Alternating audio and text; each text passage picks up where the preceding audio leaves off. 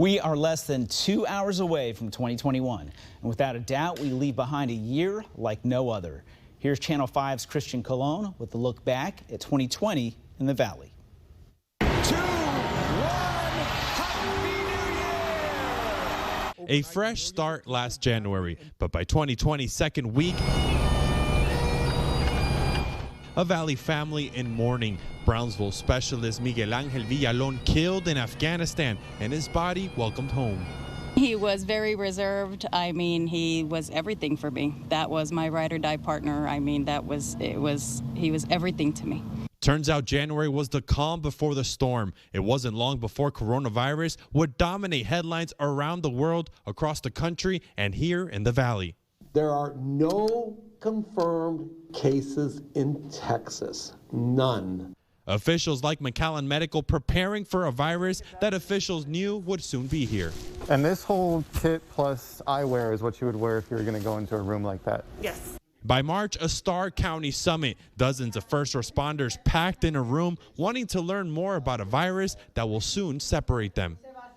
That alone will guarantee that we are going to be getting cases here and everywhere else.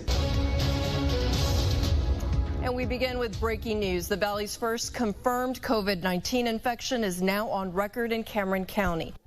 March 19th, 2020. Officials reporting a 21-year-old Rancho Viejo male testing positive after traveling to Ireland and Spain. By the end of March, the Valley was shut down. Emergency orders forcing people to shelter in place as the virus slowly infected generations within families. By April, the Valley had its first COVID-related death.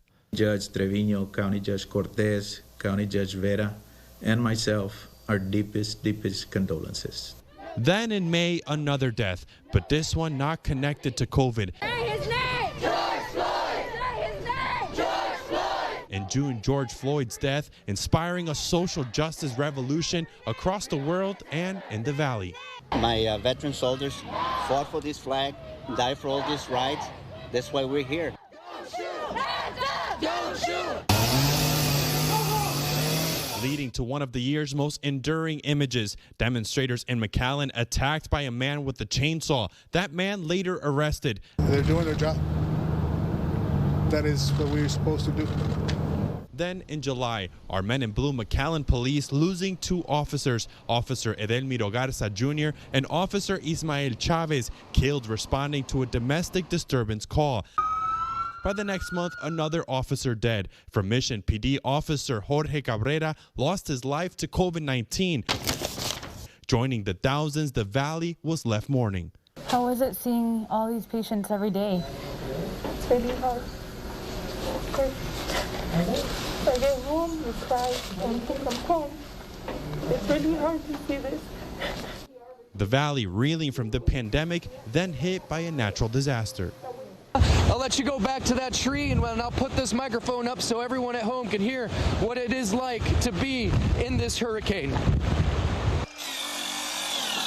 Dozens losing their homes, streets flooded once again as Hurricane Hannah ravaged the Valley, the suffering and the need growing. 3, 2, 1, and we have liftoff, ladies and gentlemen. Starship SN8 has successfully lifted off from the Boca Chica facility.